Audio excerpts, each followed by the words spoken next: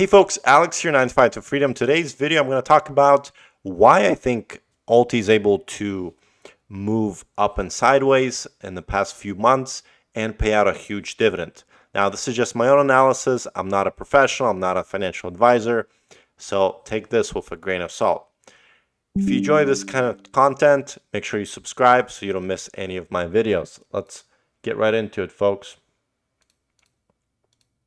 All right, first off, I've crossed 2,000 subscribers and it wouldn't be possible without you. So huge shout out to everybody who's subscribed. Appreciate all the comments, the huge engagement that we've been getting. Okay, let's talk about Ulti. All right, so I made several videos on Ulti. I am heavily invested into Ulti. Nobody should copy what I'm doing. All of this is just I'm sharing just what I'm doing, and it's for your own entertainment purposes. Now, Ulti came out back in March of 2024. When this fund came out, it paid monthly, it paid large dividends, and we've seen lots of erosion. I talk a lot about this in my video, is Ulti a golden goose? Now, what really sparked my interest about this fund was the way that it stabilized. They had a prospectus change back in March of this year. They started to pay weekly, and they changed the way they ran the fund. Really, that's what happened. Now, there's been a lot of arguments. Why? And really, this is what I'm laying out here in front of you. My theory on how this is possible. How are we able, folks, to make 85% distribution rate on this fund and for it to be this stable? Okay, so that is my analysis on this. Now, one thing that I like to use, folks, is what's called the drip calculator. Now, if we look at Ulti, we go back to March 1st when the prospectus is changed, and we compare this to the S&P 500. You can see that Ulti has outperformed S&P 500 by more than 14% since March 1st. Now, if you go back to April 1st, and that's really around the time tariffs were announced, we had the huge dip and all that kind of stuff, you could see that Ulti, again, outperformed SPY. We got 33% on Ulti, a little bit under 14% on SPY. Okay, so some folks are saying, well, this is happening, this flat, very stable, it's because of the bullish round. Now, I just showed you, okay, how much difference in gains we're having. 20% difference. Okay, so it's not, yes, I think I would have to agree, it is because of the bull run, but what is causing such a despair between S&P 500 and Ulti? What is so magical about Ulti? If we go to stockanalysis.com, okay, it's not my website. I just go here to get a breakdown on Ulti's holdings. If you go here, this will give you the largest positions. They'll give you the weights, and they'll show you what they're invested in, all of these different funds. So one thing that we can do with this calculator, right? And so this is something that folks have asked. Well, what if you just buy the underlier? And Misty is a very popular, and we're just going to take a side quest on Misty, for example. If you go in here, you can compare MSTY, which is from YieldMax, to MSTR, which is the underlier. And you can see MSTR is actually outperforming Misty, right? Because when you do the options, you kind of cap your gains. You limit your losses, but you cap your gains. Now, one thing that we can't do, we can't just go to Ulti and type in, I don't know, Ultra or whatever. There's no such fund because Ulti is holding all these funds. So what did I do this evening, folks? Well, this evening, I made a spreadsheet. And Oracle, if you're still watching this, I'm sorry, but I made a spreadsheet. All right, so what is this spreadsheet? Well, I took every single weight that we have on the stock analysis website, right? And I've looked at every one of these stocks. Now, I'm going to switch over to this view so you can see better. Okay, so what I did was I took every single weight of the stock, and then I made some assumptions. I looked at March 1st as my start date of investment. up to July 28th, which is today. And then I looked at April 1st, and I looked at what kind of gains each one of these positions were getting. Then I extrapolated the gains in dollar amount. Okay, so this column here, if you were to invest Oklo back on March 1st in 2025, you would have made almost 157% on this investment. If you were to invest in Oklo back in April 1st, you would have made $237. 235% on your investment. Okay, so that is a lot of money that you would have made, right?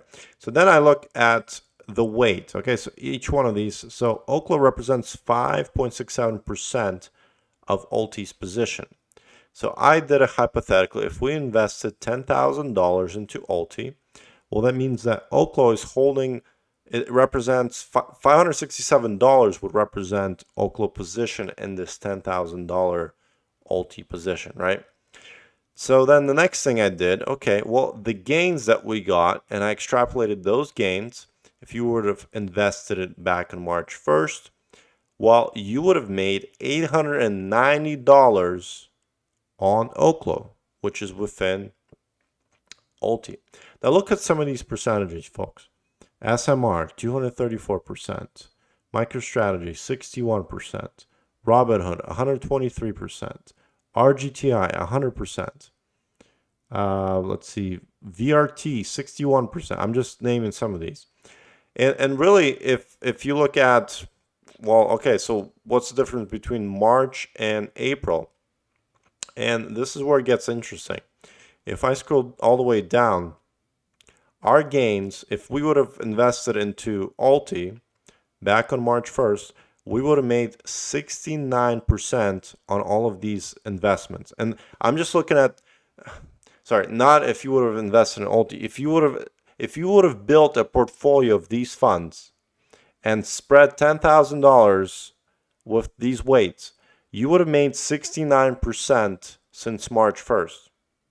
Now, if you would have did the same thing, took $10,000 and spread across all these funds on April 1st, you would have made 90% on your investment. And really, I think this is what I wanted to know. What is driving Ulti's flat and very awesome performance since this spring, right? So this spring we had the huge dip, and ever since we had the rally, well, really, I think it's the funds that they've picked, and that is my thesis on this analysis, folks. Whoever picked these funds at Yield Max, they knew what they were doing. They either got super lucky or they know something that we don't know. I mean, look at April, folks. All of these, I mean, there's only a handful of them that are under 20% gain. Looks like Tesla. I mean, this one got a hit most recently, but look at these other ones. They're all 100, 200, 80, 34%. It's phenomenal how all of these underliers have been performing. And I think really this is what's helping Ulti stabilize this. They've just had a very bullish run with their picks. Now, what's going to happen to all of these holdings? Are we going to continue to see this bullish run? Can they sustain these type of gains? I mean, we've seen these crazy gains, and how long will this last for, right? Very tech heavy, folks. Very tech heavy. Lots of big companies have been very buzzworthy. You've seen a lot of these in the news, like SMCI, like MSTR, Oklo's been RGTI. All of these, they've just been very stellar performers. So my conclusion, folks, on this analysis that I've done is really whoever picked these did a phenomenal job. And the question obviously becomes next is what's going to happen in the future? Are we going to have a pullback? And how's that going to impact Ulti's NAV, right? So right now the NAV is, we're floating around $6 and between 20 to 30 cents. Really, that's what's been happening for a few months now. And they're able to pay us this 85% because they had very good picks, folks. They had very, very good picks. So that is my analysis. What's going to happen in the future? How long do I plan to hold Ulti? And now some folks, they've left comments like you're too risky. Why'd you put all your money Ulti? Plus you're having all this margin, all this kind of stuff. Listen, folks. What I do with my money. Obviously, I understand that from one point of view, you do care. You don't want me to see any losses. But at the same time, I want to make clear that this portfolio that I'm building, this represents probably the most riskiest portion of everything that I own. So I invest in real estate. I have long-term investments in my 401k, IRAs, all that kind of stuff that are very safe, very well balanced, and really I'm just trying to capitalize on this portion of my portfolio overall and be able to take some risk in order to get some gains, hopefully.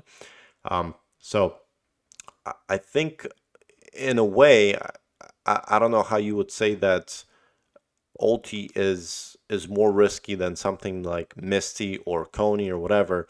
Uh, when I see this blend of all these funds and their performance that happen, these picks that they've done, I feel like it's a lot more diversified.